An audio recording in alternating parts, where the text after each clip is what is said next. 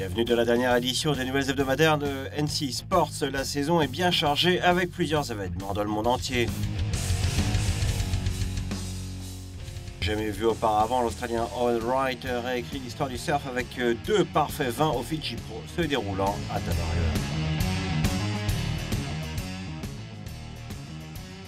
L'esprit olympique se ressent en Weymouth à l'occasion de la Coupe du Monde ISAF, une étape cruciale en vue de Rio 2016. Mazura fait son retour le dernier jour dans les 52 Super Séries en décrochant la victoire dans la merveilleuse Costa Smeralda en Sardaigne. Grande nouvelle, notre correspondant Sébastien Destremo part en solo et couvrira le prochain Vendée Globe Challenge.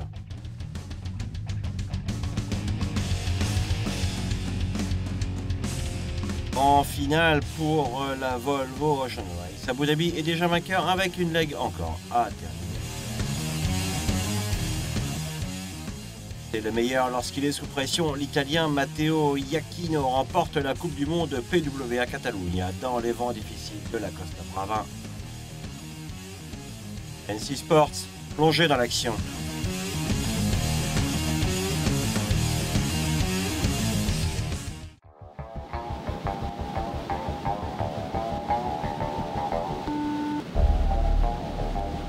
Impressionnant, majestueux, inégalé, l'Australien Owen Wright impose le meilleur score jamais obtenu sur le championnat de Tour avec deux parfaits 20 au WSL Fiji Pro mardi. J'arrive pas à y croire, je me retrouve avec 2-10. Gagner ici, c'est vraiment un rêve qui devient réalité. Ça faisait longtemps que je n'avais pas remporté de compétition. Ça fait vraiment plaisir.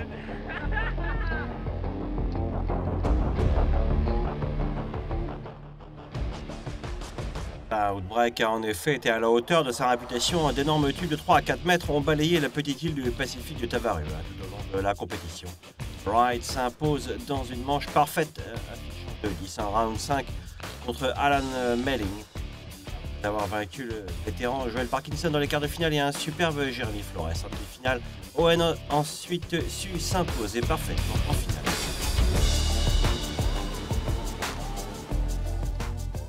Monté au Aussie, Julian Wilson également d'une superbe façon. La sélection, le timing des vagues de Wright était impeccable. Déjà en tête avec un 9,43, il a tout effectué en seulement 5 minutes en se faufilant dans 2 méga tubes d'affilée. La vitesse et la puissance étaient parfaites. Seulement 5 athlètes dans l'histoire du surf professionnel ont enregistré des manches parfaites. Kelly Slater et Joel Parkinson y sont arrivés 2 fois dans leur carrière. Mais personne n'avait jamais marqué 2,20 en un seul événement.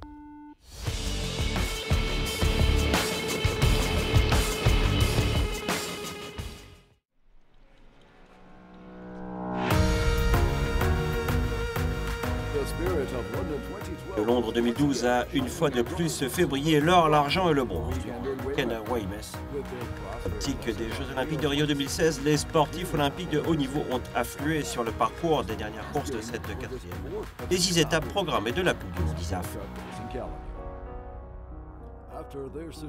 Et hier, c'est une victoire consécutive pour les Néo-Zélandais Peter Burling et Blair Tuke, inégalés sur la 49e.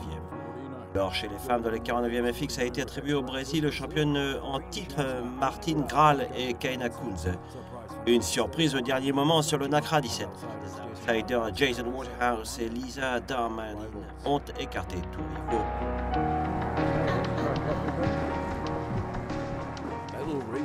Race en action et ça continue avec les RSX. Le Britannique Nick Dempsey arrive en tête de la division chez les hommes avec 5 victoires en 11 courses disputées. Avec 4 premières places, la vétérane italienne Flavia Tartalini domine chez les dames. Une bataille serrée dans les 410, les Britanniques Anna Mills et Saskia Clark mettent un terme aux victoires consécutives du Ali Puri, imposant une avance de 2 points sur les Kiwis. D'importants bouleversements sur le parcours de course chez les hommes, les Américains Stuart McNee et David Hughes proches leur devant la super équipe australienne Belcher et Ryan. Dans les dériveurs, Giles Scott continue à dominer la classe fine, attribuant de nouveau l'heure à la Grande-Bretagne. Philippe Le Boule remportant la victoire en laser homme juste devant le Aussie Wern et le Croate Stipanovic.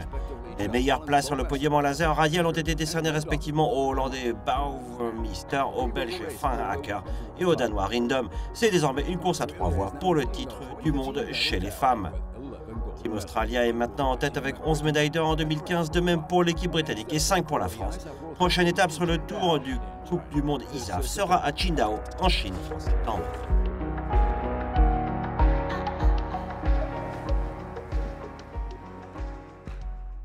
Vous regardez le journal de la voile Desktop News. Bienvenue au bureau. Un bureau exceptionnel puisque je vous retrouve depuis Cape Town en Afrique du Sud avec derrière moi ce fabuleux IMOCA 60 qui va bientôt participer au Vendée Globe sous le nom de Face Ocean. Une étape majeure vient d'être franchie dans ma tentative d'ascension de l'Everest des mers. J'ai en effet confirmé mon inscription au prochain Vendée Globe. Cette super bonne nouvelle intervient après l'achat de Gartmore Explora, un bateau simple et fiable qui a terminé dans le top 10 lors de ses 2 participations au Vendée Globe. Pour partager cette aventure assez unique, on vous propose de devenir supporter et ou devenir équipier. En devenant supporter de Face Ocean, vous pouvez peut-être gagner le bateau Face Ocean qui sera tiré au sort à la fin du Vendée Globe. Ouais, je sais, c'est un truc de fou.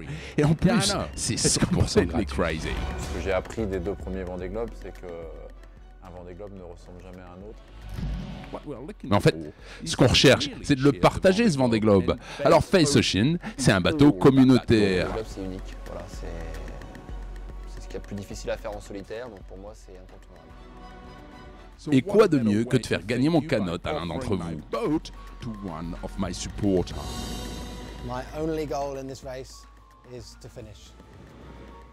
C'est un bon moyen de vous remercier de m'avoir soutenu pendant le Vendée Globe et pourquoi pas d'être au départ en 2020. Une fois qu'on est supporter d'un projet comme celui-là, on peut aussi avoir envie d'un peu plus. Allez, le mot. Chaque jour tu dis c'est pas possible, je vais pas tenir jusqu'au bout, et puis chaque jour tu arrives à trouver quelque chose pour avancer, quoi. Comme d'embarquer à bord et de devenir équipier de Face Ocean. Le Vendée Globe est bien une course en solitaire, mais moi, j'ai pas envie de la faire seule. Et du coup, on a décidé d'emmener tout le monde sur les océans. Moyennant une participation financière cette fois, chaque supporter devient équipier de Face Ocean et appose sa photo sur le bateau. Ce concept va embarquer des milliers de visages dans cette fabuleuse course autour du monde. C'est autant une aventure d'arriver au départ que de le faire. Ce concept va embarquer des milliers de visages dans cette fabuleuse course autour du monde. Alors pour conclure, Face Ocean est une aventure à laquelle vous pouvez participer en tant que supporter ou en tant qu'équipier. The Vendée Globe is the single most difficult sporting challenge that exists on the planet today. Merci de votre soutien et bienvenue à bord de Face Ocean. Face Ocean. Retenez bien ce nom. Face Ocean.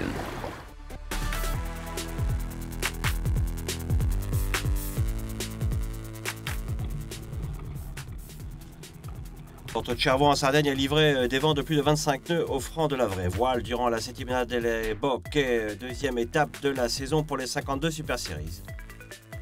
A trouvé les conditions idéales dans des eaux bien connues. L'équipe italo-argentine est skippée par Pablo et Alberto Romers. Arrivé dans la dernière journée de course de dimanche à 2 points seulement au classement général derrière l'américain Quantum Racing.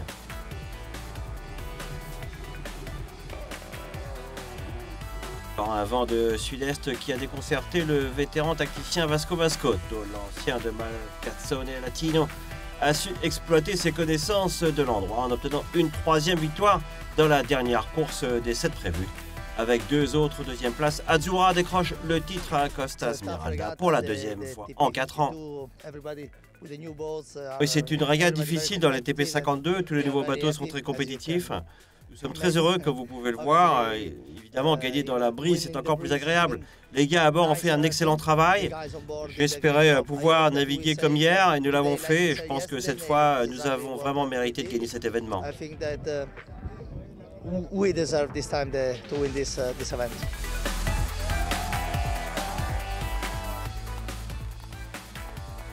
Dirigé par Dalton DeVos et par le gagnant de la Coupe de l'Amérique 32 Ed Bird, les Américains sur Quantum ont décroché une seule victoire.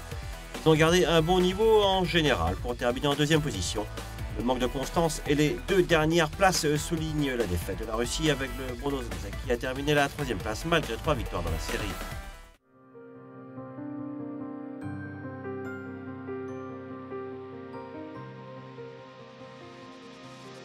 Et une fin surprenante de Leg 8 à Lorient la semaine dernière. La victoire historique pour Samantha Davis et les dames de l'équipe SCA. La Volvo Ocean Race se dirige maintenant vers la fin. Le dernier coup d'envoi après 9 mois de course à travers le monde a été donné sur la ligne de départ. Mardi dernier, cette équipe ont quitté le port breton afin de parcourir 960 milles nautiques, restant jusqu'à Gothenburg, Suède.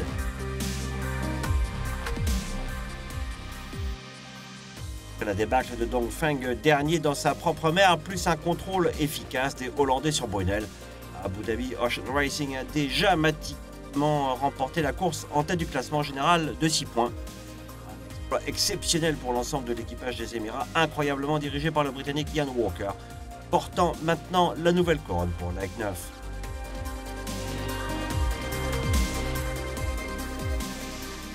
Place sur le podium concerne cependant 4 équipes, y compris Ellie Medica et McFrey, et donc une autre bataille voire très serrée est attendue dans les prochains jours.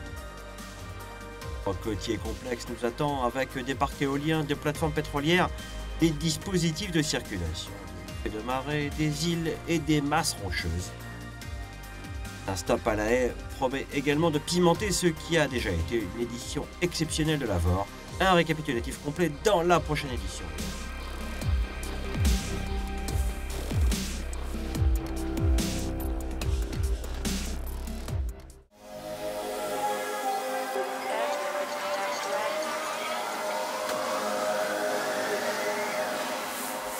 Matteo Iachino scelle une autre victoire en retour pour l'Italie à la Coupe du Monde PWA à Catalunya. 2 points le séparent de l'Israélien Arnon Dagan durant le dernier jour de course de slalom en Espagne. L'épreuve de slalom classique sur la Costa Brava est connue pour son Mistral. Bien que cette année d'inquiétants nuages et des conditions météo changeantes ont entravé la compétition, presque annulant les 2 derniers rounds éliminatoires cruciaux dimanche. À midi, le soleil apparaît avec de légères brises de mer thermique qui mettent tous les coureurs à l'épreuve, à la fois tactiquement et physiquement. La sûreté de son côté, Iachino remporte une victoire dans la dernière course pour terminer devant le Britannique Ross Williams et le multiple champion du monde Antoine Albo, toujours en tête du classement PWA Slalom 2015 France.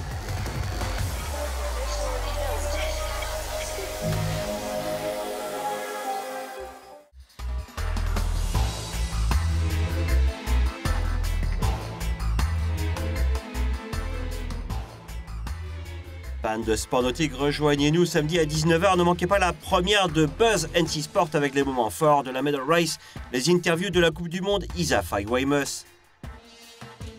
Le tout sur Nautical Channel. Plongez dans l'action avec NC Sport.